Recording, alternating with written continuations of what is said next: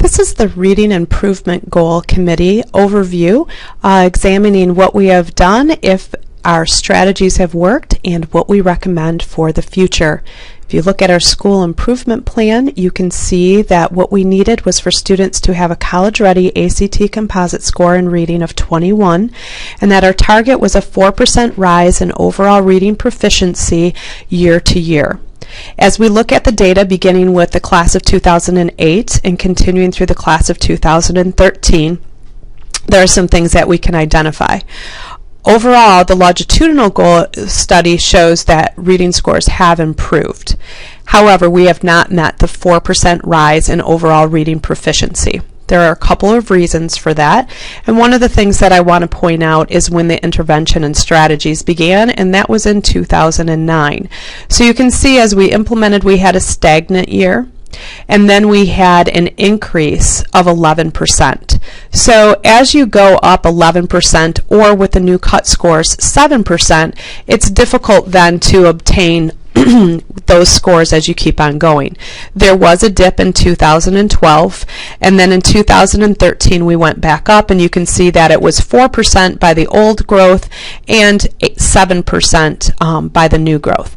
That dip year in 2012, if we eliminate that and look longitudinally over 4 years, you can see that from 2010 to 2013, we actually did grow 14%. So we have actually done longitudinally more than a 4% rise, but we did not do it in increments of 4% per year.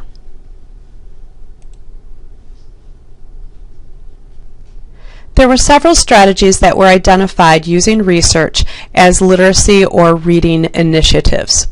The first thing that we did was a marginalia strategy. Marginalia essentially involves students and teachers making notes in the margin of a text using close and critical comprehension strategies.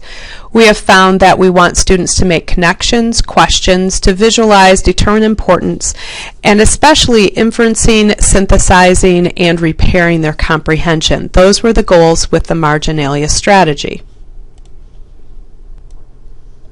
The process was introduced through think-alouds, which showed the teacher demonstrating how they would use these comprehension strategies and modeling that practice to students. They were to model that practice using ACT-style reading passages to prepare the students for what they would see on the ACT test. The instruction was to find passages that related specifically to the curriculum being studied and embedded in the curriculum rather than being simply ACT practice tests. Another strategy employed was to develop a seminar for reading intervention.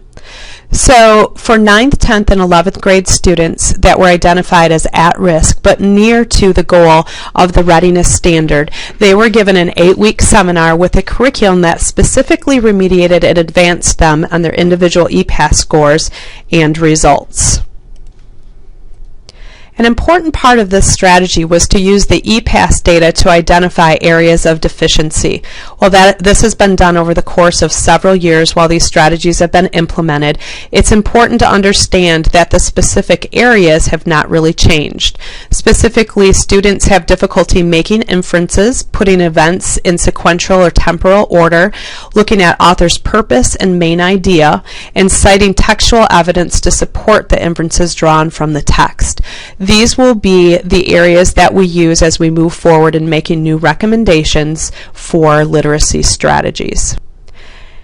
As we review the strategies and we look at what our data has shown us, I believe, and the group believes, that our reading strategies have been successful, but they haven't been as successful as we need them to be. So taking the breakdown of the data and the specific skill sets that students still struggle with, we're going to make recommendations on how we shift our literacy strategies moving forward. As we consider that our strategies did work but may not have gone into the depth we need, as indicated by the same poor performance in identifying main idea, inferencing, and so on. As a committee, we have decided that we need to move forward in how we do our literacy strands. So the first thing that we want to introduce is the idea of modeling, and this really comes from the example of talking to the text. That is a form of modeling. The only thing that we need to do is do that more in depth. For every process or for every product that's created, it should be modeled to the student. Perhaps not every time, but scaffolded.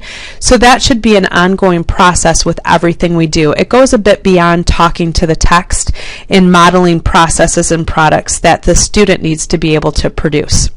So we want to return to the Socratic Circles, and for most of us we were provided training early in 2010 with Vicki Less, and we did this using the Common Core text exemplars and had professional development on it. There probably is a need to revisit that, especially as we move forward to the Common Core. So just a refresher, you need to frame the text, whatever text you're using, and the Common Core exemplars are a good way to do that. The marginalia is a strategy you should already be familiar with, but here is where we would want you to emphasize things differently. If we look at the graphic organizer that shows students how to complete comprehension strategies using marginalia, by the way, this is a great resource. Students really connect with this. You can see that what they often do is go to the lower level thinking. They know how to question the text. They know how to make connections between themselves and what they're reading, and they even are pretty decent at visualizing. What you see is as you move further down in comprehension strategies, these are the ones that are continuously struggled with when we look at our EPAS scores. So determine an important idea. The importance is a main idea type thing. It can be of a paragraph, it can be of an entire passage, but they struggle with that. The inferencing, what is the author telling us between the lines? Continually, that's what's missed on our EPAS data. And then synthesizing is a thought process. How do you go through and how has your thinking changed? Do you have new ideas? So as we move through to the Socratic Circles, what we want is for you to move beyond the connections, questions, and visualizing, and specifically set them up to be looking at determining importance, inferring, and synthesizing. You can see how this is accomplished when you look at our framework for a Socratic Circle that was used during our professional development. The instructions tell the student to look for examples where the author develops key ideas, to mark vocabulary words. So you could have them identify whatever you're working on at that particular time, the inferencing, the main idea, synthesizing certainly comes afterwards, and you can include it either when you read first or when you return for craft and structure. That's how we want it emphasized so we can continue to address not just marginalia reading comprehension strategies, but the specific ones that we've identified that students need help with. Again, if we go to the Socratic Circle itself, we will be providing documentation both in the forms of videos and access to books and professional development.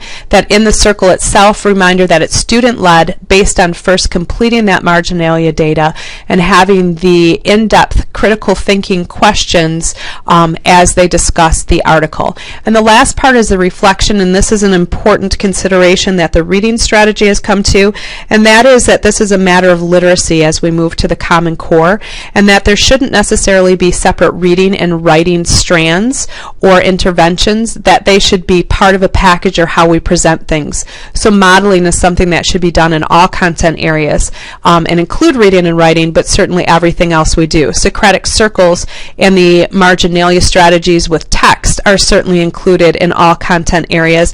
And then the last part, the reflection, is where the students take that information. This is the synthesis part of the marginalia, and that's where you can involve the writing. So whether you're looking at persuasive writing, narrative writing, and it's important that in the Common Core we go beyond just the ACT persuasive writing, and we're going to have to reflect that in our curriculum.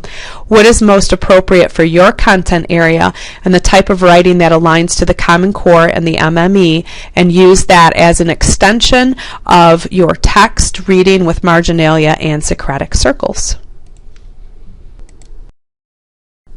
Resources that we're going to provide to introduce and to remind you of the strategies include a unit from WriteWell, which is a writing curriculum developed through the RISA called Read Well.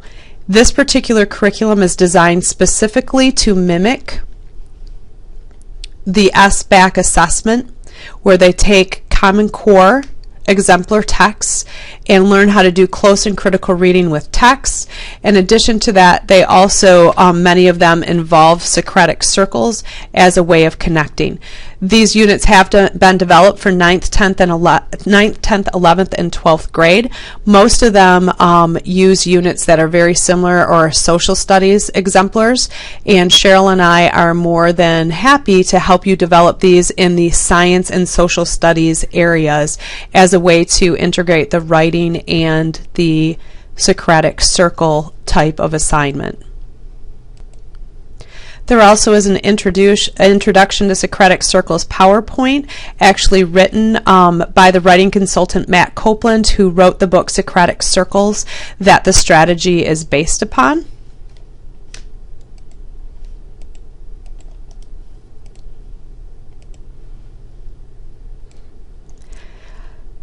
In addition, within the Write Well, Read Well unit, there are Socratic Seminar demonstration YouTube videos that show the strategy and show it being implemented with students, so we will provide those in a folder for you.